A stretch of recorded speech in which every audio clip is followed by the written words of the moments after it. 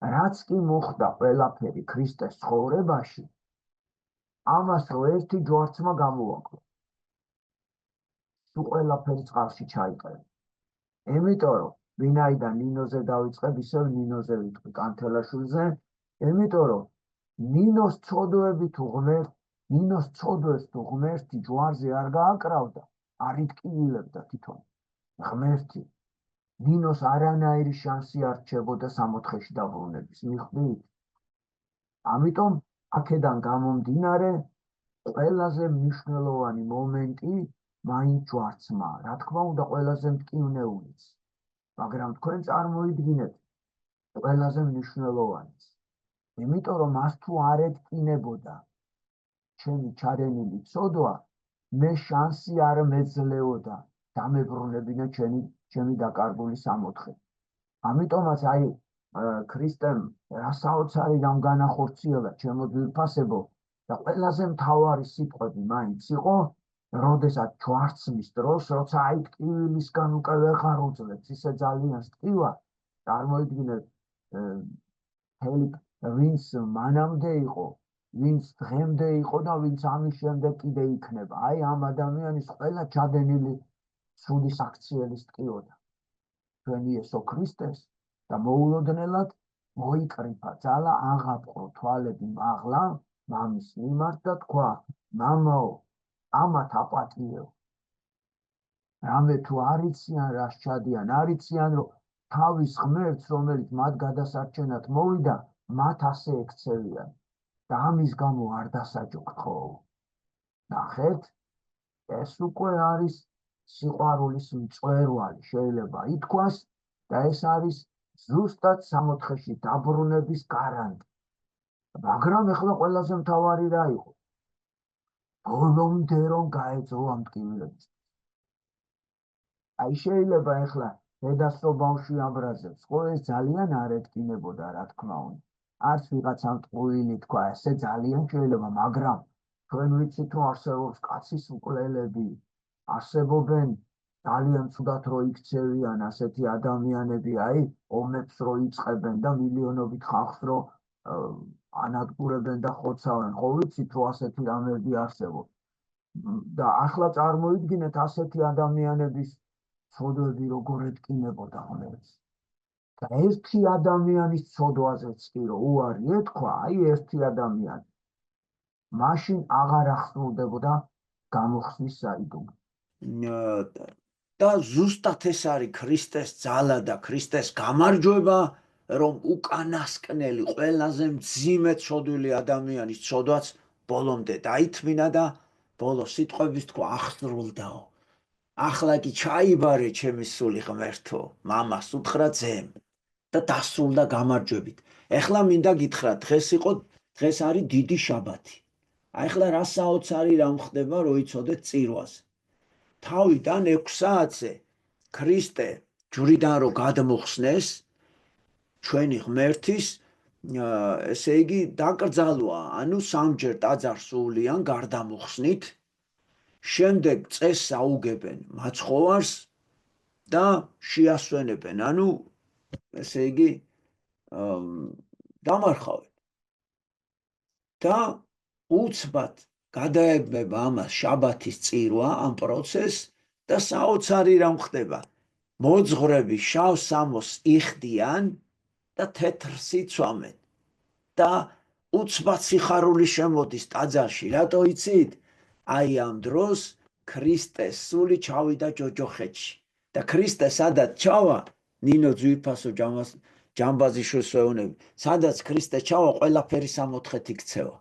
და წარმოიდგინეთ, გამოიხსნა ამით ჯოჯოხეთი და დღეს უკვე შეიძლებოდა უკვე მოძღვარი რო გამოვიდა ტაძარში უკვე და ესე იგი მოგვილოცა ყველას ესე იგი დიდი შაბათის დღე, უკვე მამა მიქაელმა თქვა ქრისტე აღდგაო და უკვე პირველად გაისმა ეს სიტყვა. რა თქმა უნდა ხშირად არ ვამბობთ ამას, იმიტომ რომ ველოდებით ყველაზე მთავარ მოვლენას, ამ ღამ რომ მოხდება 12 საათის შემდეგ, მაგრამ უკვე წარმოიდგინეთ, ჯოჯოხეთიდან ყველა მართალი ამოიყვანა სამოთხეში. ანუ უკვე ეს პირველი გამარჯვება და პირველი სიყვარული უკვე ამით შედგა. აი ესეთი ძვირფასი და ლამაზი დღე არის ჩემო ძვირფასებო.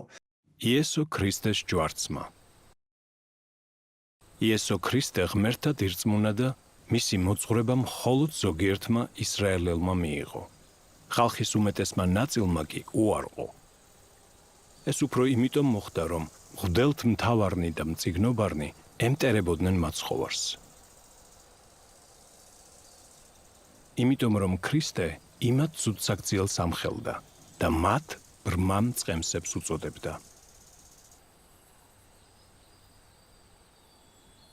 მღვდელთმთავარნი და მწიგნობარნი ხალხს ეუბნებოდნენ: ჩვენ კარგად ვიცით, რომ იესო დურგლის იოსების შვილია, არადა თავს ღმერთის ძეს უწოდებს. ეს ღვთისგმობაა. რომის იმპერატორის მთავარ მართებელთან პილატესთან აბეზღებდნენ იესოს. თავი მეფე დავითის მემკვიდრედ მიაჩნია. უნდა ხალხი ააჯანყოს, იმპერატორის წინააღმდეგ რომაელები გარეკოს და თავი ისრაელთა მეფედ გამოაცხადოსო. ამ დაბეზღებამ გაჭრა. მაშინ მღვდელთმთავრებმა ქრისტეს დაჭერა გადაწყვიტეს, რათა სამართალში მიეცათ. მაცხოვრის დაჭერა მათ ერთმა მისმა მოწაფემ, იუდამ გაუადვილა. მან გაყიდა თავისი მოძღვარი და ღმერთი 30 ვერცხლად.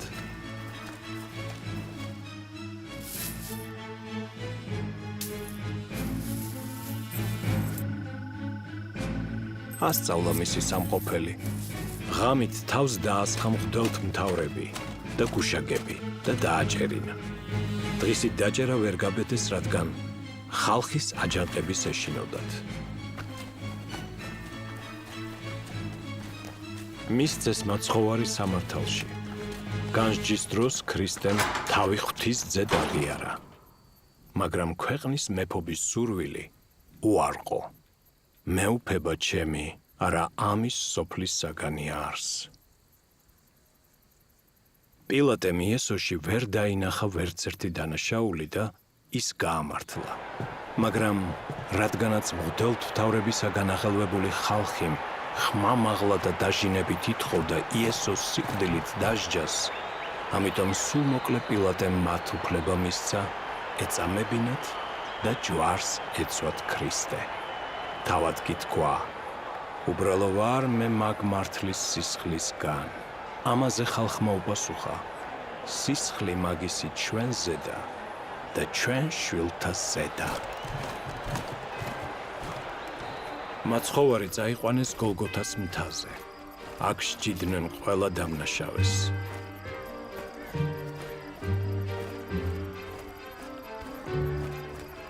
აქ აღმართეს დიდი ჯვარი და აიყვანეს ქრისტე და გააკრეს სედ.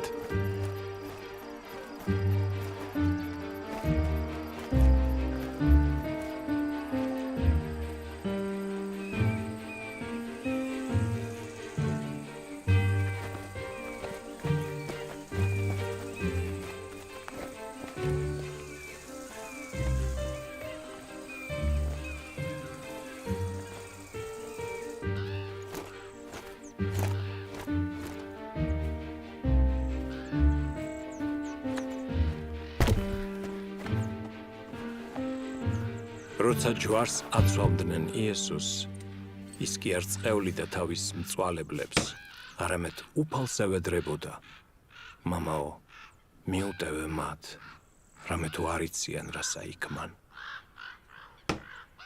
მასთან ერთად ჯვარს გააკრეს ორი ავაზაკი, ერთი ქრისტეს მარჯვნივ და მეორე მარცხნივ. შეუბრალებელი მტერი ჯვარზეც კი არ აძლევდა მაცხოვარს მოსვენებას. ისინი დაცინვით ეძახოდნენ: თუ შენ ხარ ძე ღვთისა, ჩამოდი ჯვრიდან და მაშინ გირწმუნებთ.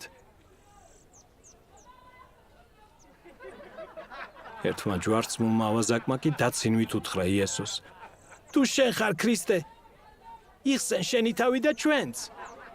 სამაგიეროდ მეორე ავაზაკმა უპასუხა თავის ამხანაგს: ღმერთი არ გწამს, რომ მაგას ეუბნები? ჩვენ სამართლიანად ვისჯებით. ეს კი უსამართლოდ.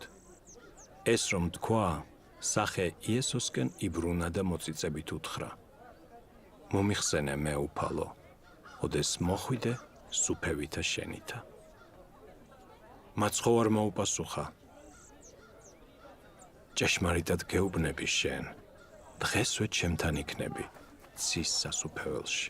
ჯვრის ახლოს იდგა საშინლად მწუხარე ღვთისმშობელი მარიამი და მდუღარეთ სრემს ხვრიდა. მის გვერდით იყო იესოს საყვარელი მოწაფე იოანე. მაცხოვარმა გადმოხედა დედას, იოანეზე ანიშნა და უთხრა: აგერ შვილი შენი. მერე იოანეს ანიშნა მარიამზე და უთხრა: აგერ დედა შენი. სამხრობის დრო იქნებოდა, როდესაც იესომ საშინელი ტანჯვის შემდეგ მიაბარა თავისი ღვთაებრივი სული უფალს. მაშინ ზე დაბნელდა. იერუსალიმის ტაძრის საკურთხევლის ფარდა შუაზე გაიხა და საშინლად იძრა მიწა. ბევრი საფლავიდან ქვა გადაგორდა. ეგრე რომ ჯვარცმის მნიშვნელობა უკვე ვთქვით რომ განუსაზღვრელად დიდია, მაგრამ ჯვარცმაზე მაღლა მაინც აღდგომა. აღდგომა წარმოიდგინეთ, თან დღეს ჩემო ძვირფასებო, დიდ შაბათს ვნების კვირა დამთავრდა. აღდგომა აღარ შედის ვნების კვირაში. იცით?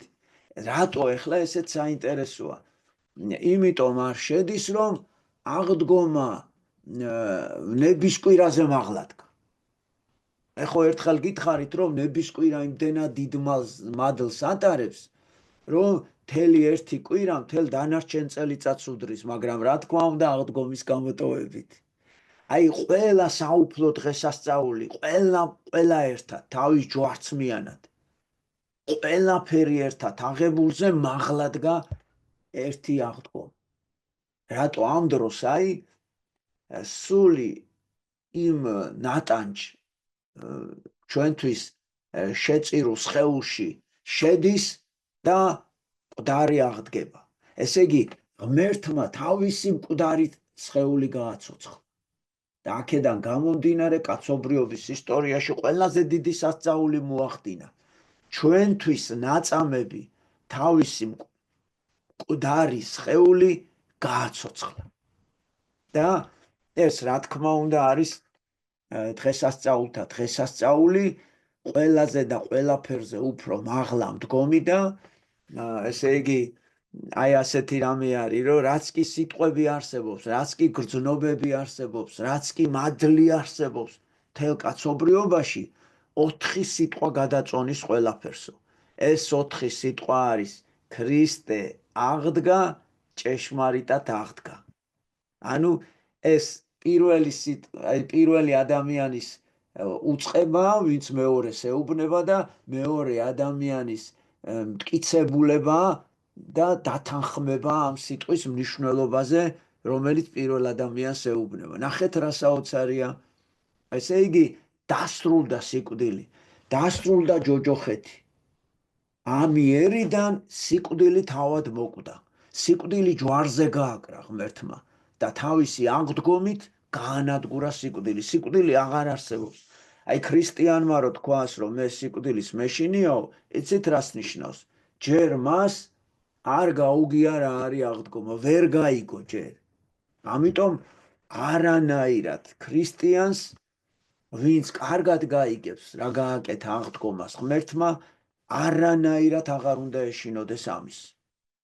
იმიტომ რომ უკვე გაიმარჯვა ქრისტემ. აი ესეთი გამოთქმად კი არსებობს, პატრიარქმა თქვა, რომ რამე რო გვიჭირსო ერთმანეთს, ასე უნდა მივმართოთო, რომ ილია ბიწაძეს უნდა უთხრა, ილია ნუ გეშინია, თავარი ბრძოლა მოგებულია, ქრისტე აღსდგა მკვდრეთით.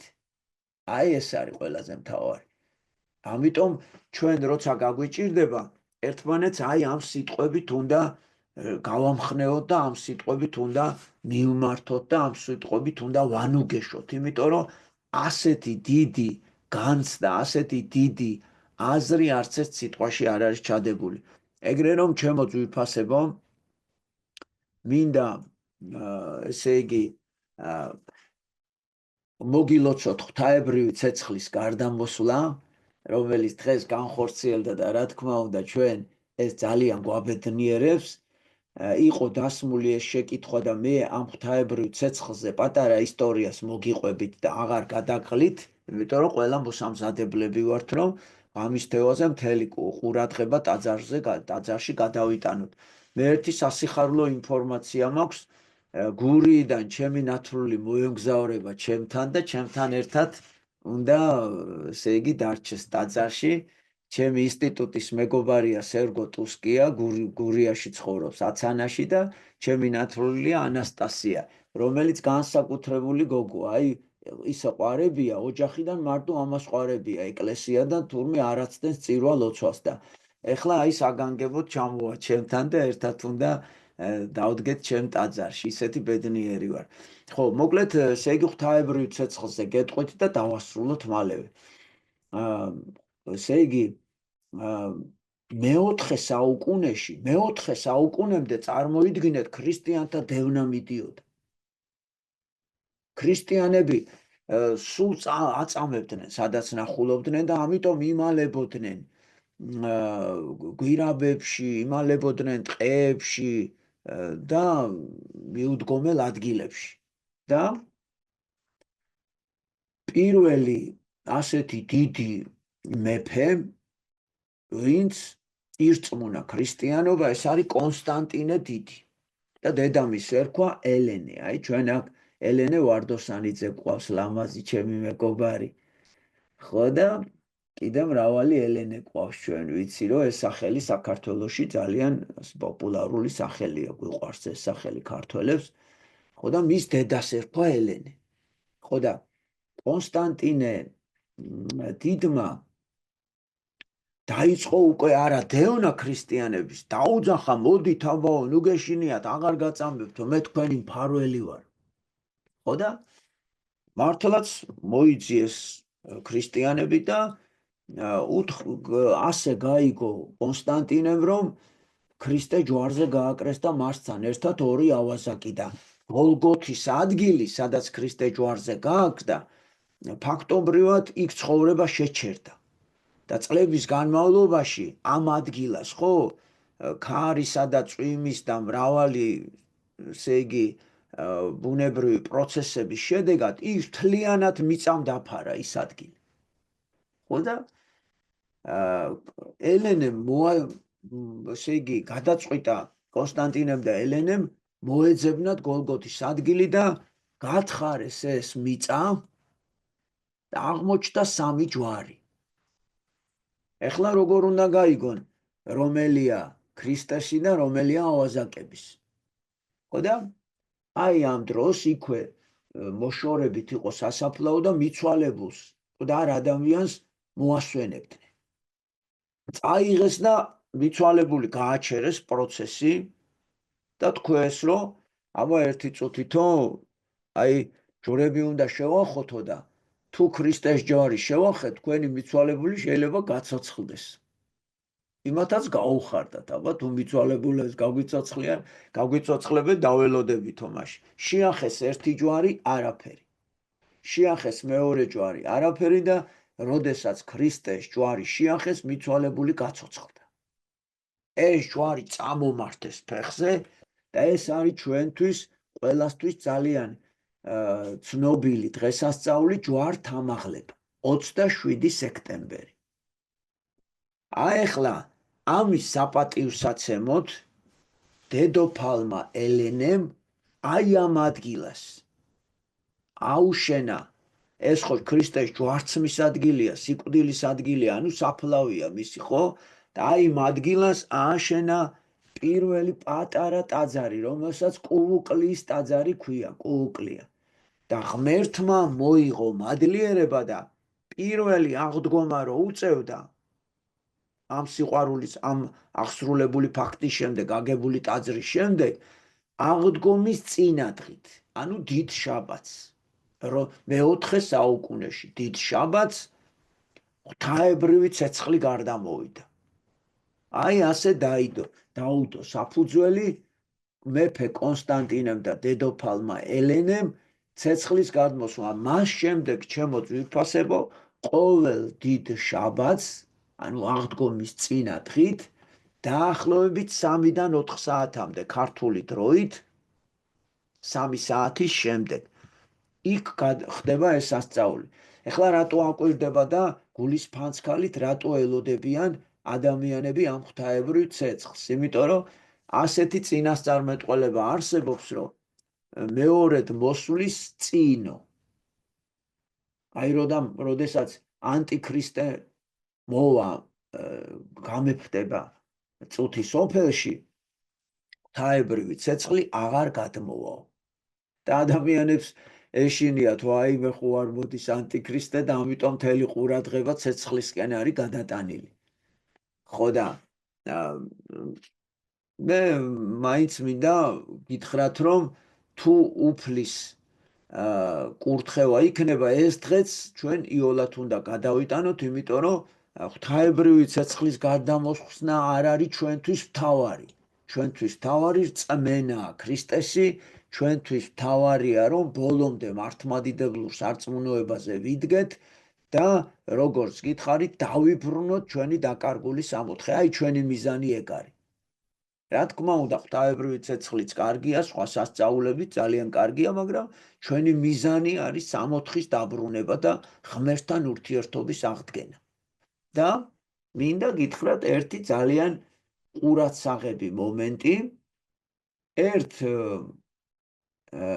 ესე იგი 60-იან წლებში, მე-20 საუკუნის 60-იან წლებში, მაშინ როდესაც მართლმადიდებლები ძალიან დასუსტებულები იყვნენ, იერუსალიმში ვეღარ აკონტროლებდნენ სიტუაციას, მოკლედ იქ სომეხმა მღვდელმსახურებმა არ შეუშვეს მართლმადიდებელი მოძღვრები ტაძარში. არ შეუშვეს. შემოწვირფასებოდა, რაღა ექნათ გარეთ დატოვეს, გარეთ დიდი ჭიშკარია და იქ დატოვეს.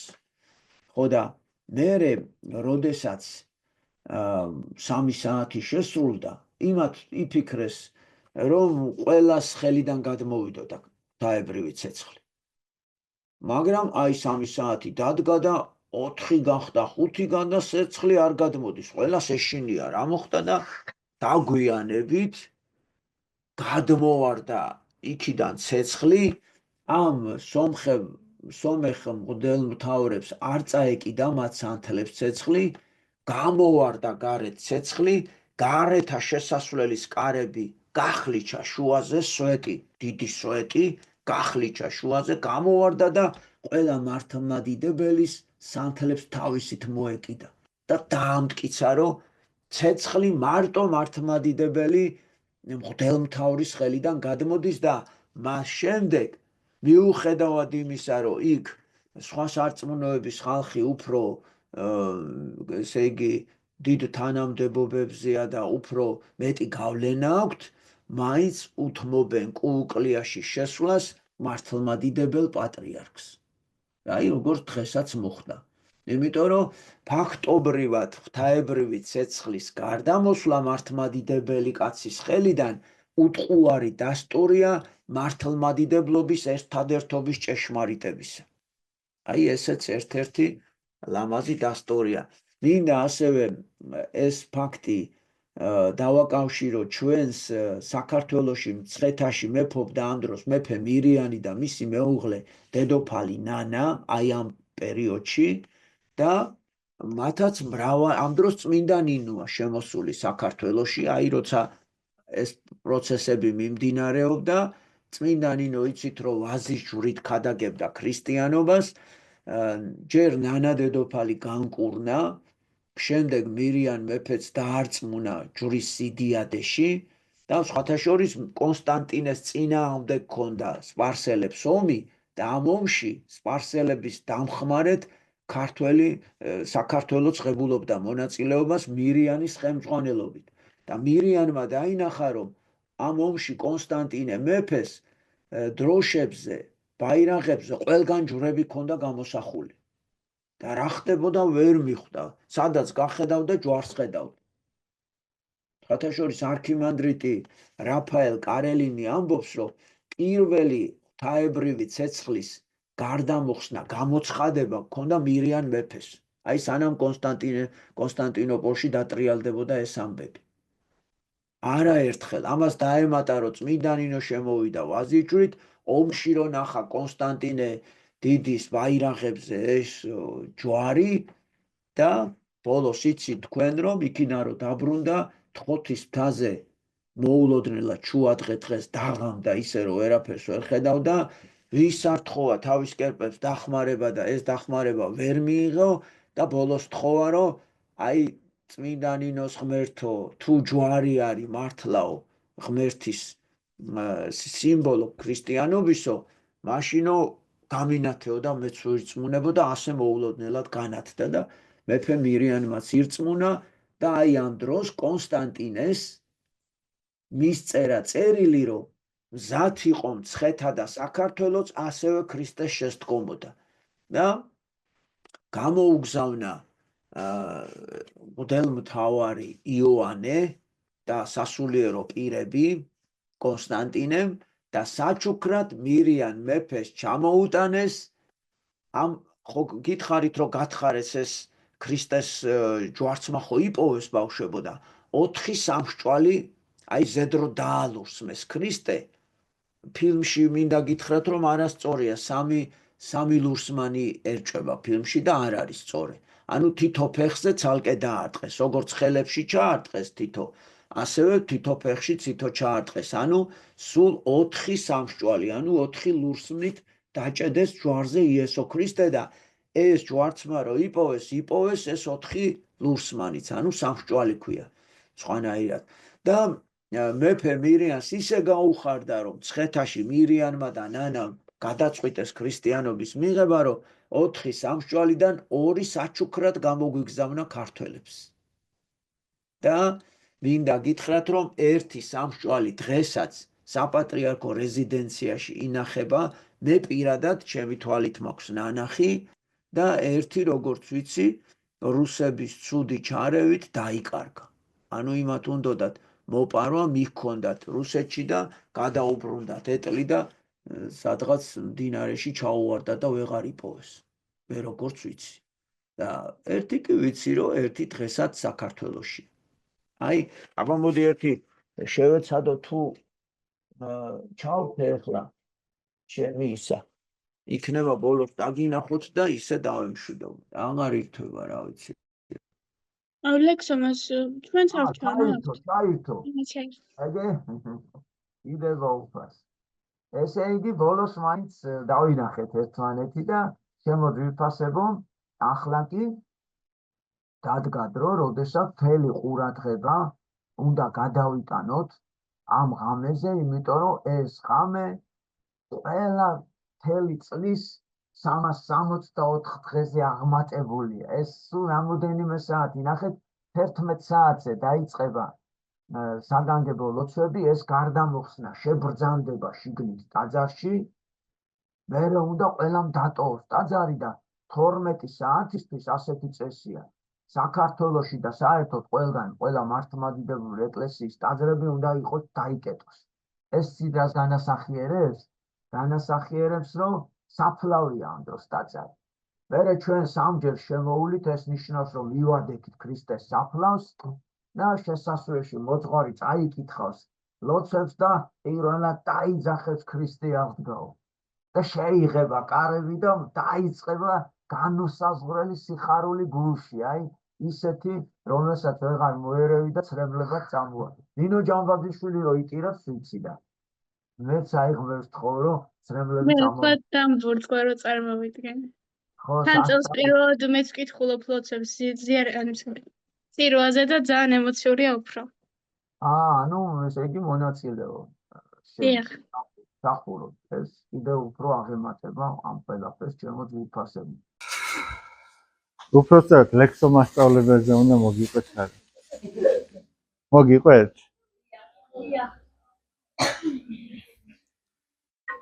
წარმოიდგინეთ რომ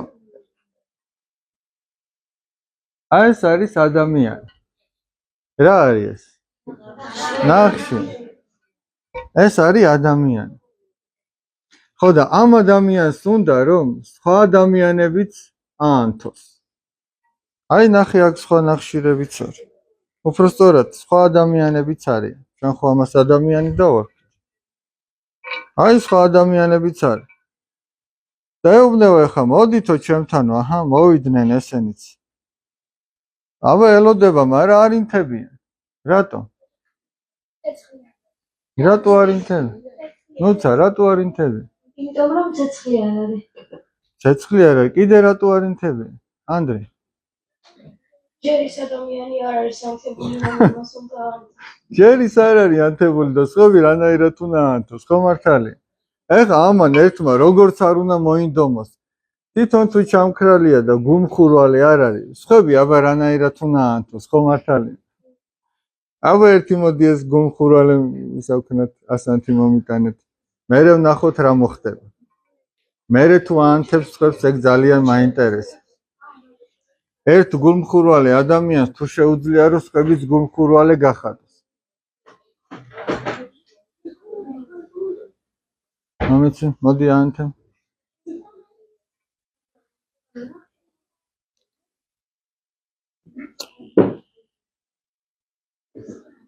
აქამდე ხო ვთქვი რომ ეს არის ადამიანი მეტი. ეხლა ესე ვიტყვი, ეს არის ლექსო მასწავლებელი. რომელიც თვითონ არის გულმხურვალე. აი ეს არის ლექსო მასწავლებელი აქროა. და ეხლა ამას უნდა რომ მთელი საქართველო აანთოს, გულმხურვალე გახადოს. დაეუბნება, მოდით. ესენიც აბა მოდი მივიდეთ ნახოთო რა ხდებაო და მართლაც აჰა ყველანი მივიდნენ. აბა ცოტა ხანი დაველოდოთ რა მოხდება. აი ნენელა ერთი აინთო. ერთი კაციც რო გადარჩეს უკვე საქმე. აბა მერე ვნახოთ კიდე რა მოხდება. მეორეც აინთება? მოდი თუ გინდა რა ვქნათ, იცი, კარგად რო გამოჩნდეს, თუ გინდა შუქი ჩავაქროთ. აჰა, მეორეც ინთება, ლექსოს კიდე უფრო უხარია. მეორეც აინთო, ნენელა საქართველო გადარჩება. მესამე. ხოდა, ეხლა წარმოიდგინეთ, აჰა, მესამეც აინთო და ეხლა მეოთხეც ინთება უკვე. დავაკვირდით, წავიდა მეოთხეც აინთო.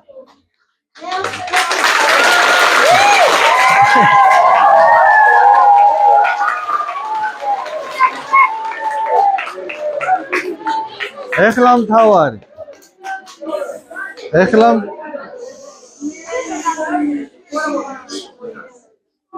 ეხლა მთავარი. აი ნახეთ. 5 აინთო. 5 ხო აი 4 ხო აინთო. ანუ ლექსო მაანთო 4 ადამიანი. ეხლა ამ 4-მაც რო 4 აანთოს, 16 ხო გამოვა. იმ 16-მა რო კიდე 4 აანთოს და იმაც კიდე 4, აი ეს არითმეტიკული პროგრესია. ხო შეიძლება თელ ქვეყანას. ხო და ამას თუ დავამატებთ, მომეცი, საერთოდ ბავშვებო, საკმეველი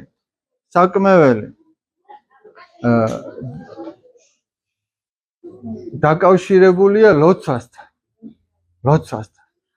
ეხლა ეს 4 და 4 ჯერ კიდე 4 და კიდე 4 და ესე რომ გავაგრძელოთ, ეს ყველა თუ ლოცვას დაიწყებს. ლოცვა ხო საკმეველია მეთქი, ანუ საკმეველს ხო თავისი კეთილსურნელება აქვს და ჩვენ როდესაც ლოცულობთ, ესეც ღმერთამდე როგორც კეთილსურნელება ესე მიდის და მოდი ახლა ვნახოთ ამ ოთახში რა მოხდება, ესენი თუ ლოცვას დაიწყებენ. აბა ვნახოთ რა შეიცვლება, მერე თქვენ უნდა მითხრათ. რა შეიცვლება, თქვენ უნდა მითხრათ.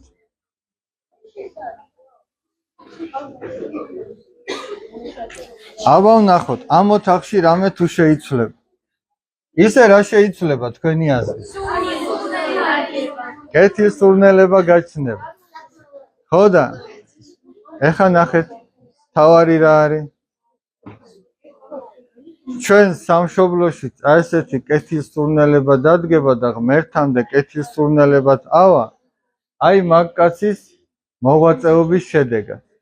ეხლა შემთხვევითაც არ არის ეთყობა ლექსო რომ დღეს ვერ ჩამოვიდა. შეიძლება ამდენი არ მეთქვა რომ ჩამოსულიყო. ასე რომ მოდი აქედან ყველამ მადლობა გადაუხადოთ ჩვენს ლექსო მასწავლებლებს.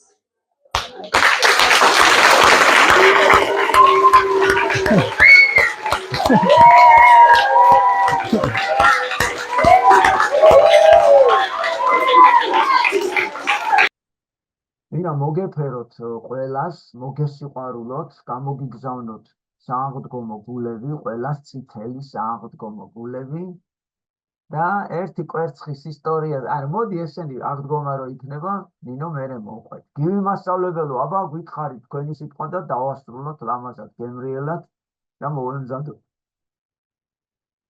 ჩაურთე ნინი. ჩავურთე. საღამო მშვიდობის. მშვიდობა არ მოგიშალოთ. როგორ ხართ? მოგილოცავთ დამდეგს. აბა სათხვდებით სად თქვენ? ზექვში? ეხლა გარეთ ვიყავი გასული ლექსო მასწავლებლო და გადავუღე თხოთის მთას. ხო. ეხლა ჩაგიგდებ სურათ ჩემი სახლიდან, აი ფანჯერაში ვზივარ და უყურებ. თქვენ რო საუბრობდით თხოთის მთაზე. მე პირდაპირ უყურებ სახლიდან და სულ სხვა რაღაც განცდა დამეუფლა მე. ხედავთ რა წმინდა ადგილას ცხოვრობს, გივი მასწავლებელი. საინტერესოდ უსმენდი თქვენს საუბარს და მართლაც ცეცხლის გადმოსვლაზე რომ ვისაუბრეთ, მეტი საოცრება რაღა უნდა ნახოს ადამიანმა. პირდაპირ ჩვენს თვალწინ ხდება ეს. ხო და კიდე სადმე კითხვის ნიშნის დასმა და არსებობს თუ არაო, მაგის გულში გაევლებაც არ შეიძლება. ხო და ეს ჩვენი პატარა მეგობრები ისე ლამაზად გულთბილად გისმენდნენ თქვენ უпроსორად, რომ აი სახეზეც ეთხოვათ, რომ მათ გულებში შევიდა უფალი იესო ქრისტე. და თვალები ისე უციმციმებთ, რომ რა ვიცი. რა საოცარია გივი მასწავლებელო, რომ ესე იგი ყოველ წელს უყურებ მთელი მსოფლიო, რომ მართლმადიდებელი კაცის ხელიდან გარდამოდის მხოლოდ ღვთაებრივი ცეცხლი და მაინც ესე იგი არამართლმადიდებლად ცხოვრობენ. აი მეტი სასწაული რა გინდათ რა. ეხლა ვცდილობ რომ ჩავაგდო თქვენთან სურათი და დაინახეთ ყველამ ის თხოთის მთა. აბა მიდი. აი ეხლავე ჩემო კარგებო. აი ცოტა შუქი ჩანს მაშინ რა ქვია. აბა ნახეთ. თუ შეგიძლიათ რომ გააზიაროთ. აქ უნდა ვნახოთ ჩვენ. აი ჩატში ჩავაგდე.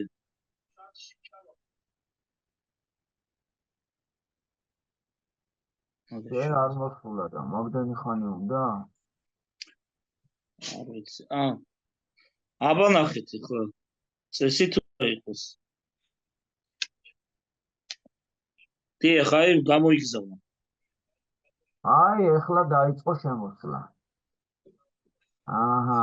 წითლად ჩანს ორი შუქი არის, ერთი წითელია და ერთი თეთრი. წითელი ჯვარი არის და თეთრი განათებაა, ტაძარია იქვე. გვერდით. აჰა, ძალიან კარგი, ძალიან. გამოჩნდა წითელი შუქი? ისე სხვათა შორის კი გივი მასწავლებელო. ჩავიფიქროთ ერთი თხოთის მთაზე, რა ერთი რამდენი კილომეტრია იქნება ფეხით მსვლელობა დავნიშნოთ მაინდან გზიდან შევიკრიბოთ ყველა კუთხიდან. აი ეს მაგალითად შაშიანის ბავშვებმა აი ელენე ვარდოსანიძე იყო ძალიან მაგარი ბავშვები არიან. 7 კილომეტრი ისე არის რომ შესვენება არ დაჭირდათ და მე მგონი არ უნდა იყოს ძალიან ბევრი. არა, ცენტრალური გზიდან იქ სოფელ აღაიანის ხიდანაც არის მისასვლელი და კასპის სოფლიდანაც არის აქეთ ხანდაკიდან მისასვლელი. ხო, მოდი აი ამას ფეხით 2 კილომეტრზე მეტი არ იქნება. ხო. ფეხით სასიარულო. მანქანაც მიდის, მაგრამ თუ ფეხით ცვლილობას უფრო სხვა ისა ეფექტი აქვს. სხვა ეს არის. სხვა სარწმუნოება. ნამდვილად.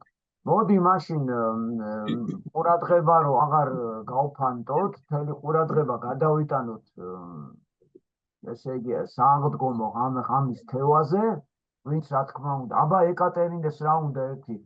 ხო, ელყანიშვილი რამდენი ხანია იწევს ხელს.